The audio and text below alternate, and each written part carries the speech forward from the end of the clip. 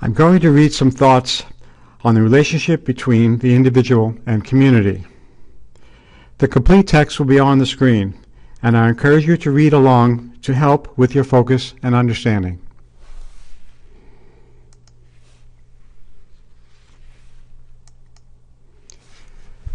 The individual and the community are inseparable. They exist in a complementary relationship in which each lends meaning to the other. What benefits the individual benefits the community, and in turn, what benefits the community benefits the individual. The opposite is also true. What impacts the individual negatively, including our own bad behavior, will impact negatively on the group, and what impacts negatively on the group will impact negatively on the individual. It is an ecological system, like elsewhere in nature, where everything affects everything else. We may be able to make right choices on our own, but when the group is positively oriented, our job is made easier. Similarly, when the group is negatively oriented, we may still be able to make positive choices, but it is more difficult.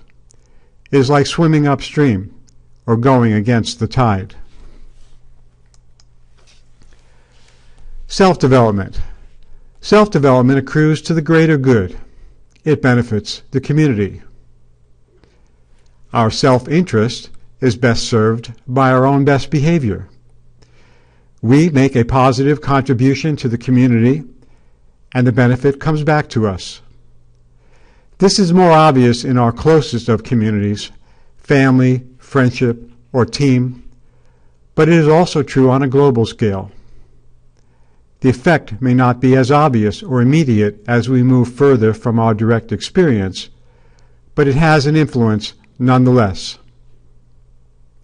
You have an opportunity to shape your environment. If you choose not to participate, you leave it to others. You will be influenced by the group whether you participate or not. It's your choice. Community. Community is a collection of individuals based on some common interest or values. Community does not exist separate from the individual members. It is not tangible. You can't touch it. Though we feel its influence, it exists more as an idea or concept. The group is dependent on the action of individuals. Individual. The individual consists of mental, emotional, and spiritual components. Exists is tangible, in physical form, and only individuals act. Individual rights. The liberty of each individual to pursue life and goals without interference from individuals, of others, or the government. Responsibility to community. The individual's duties or obligations to the group or the whole, such as cooperation, participation, and respect for values and goals and other individuals. Community norms.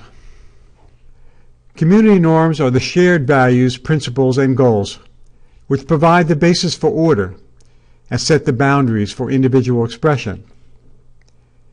If individuals are totally free to express their own wants, needs, desires, and impulse, chaos or disorder will likely result. Chaos can exist comfortably up to a point, but individuals' needs and wants will often differ, putting people at odds, with little chance for resolution without some guiding principles to help resolve the conflict.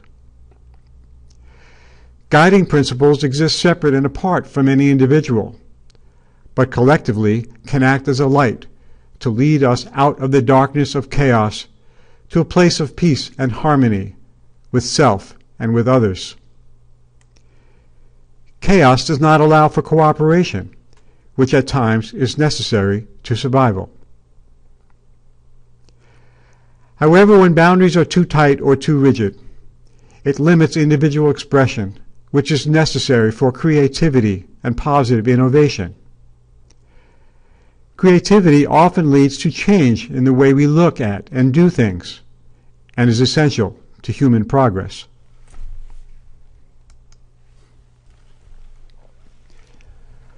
When individuals are able to put self-interest aside, to rise above our own desires, mood, anger, or frustration, for the sake of shared values, principles, and goals, for the greater good, the community thrives, the species thrives. Nature rewards and encourages this behavior with a dose of self-esteem. You feel better about yourself.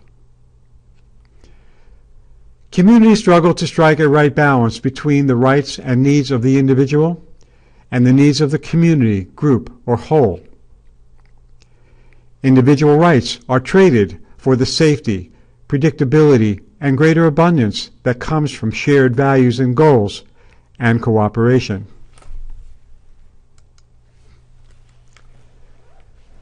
Some of the issues in contemporary society where there is tension between individual rights and community needs are as follows: gun restrictions, voting rights and registration requirements, gay rights and gay marriage, the Patriot Act and privacy concerns, racial profiling, traffic laws,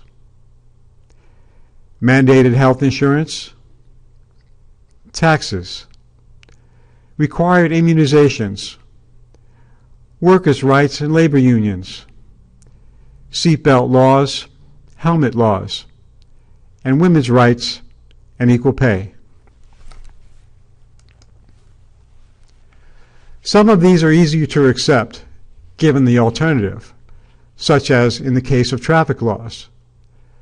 But each case is subject to individual interpretation. There are circumstances that influence our willingness to accept these restrictions. For example, taxes in time of war, intrusion on privacy following a terrorist act, gun restrictions following a mass killing, or required immunizations during or following an epidemic. The Constitution was constructed to maintain a balance between individual rights and community needs. Much of the work of the Supreme Court is about reconciling these differences.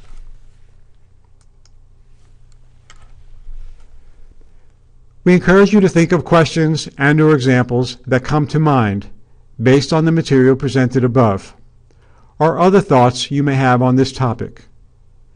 We then ask you to consider sharing them with your group. Thank you.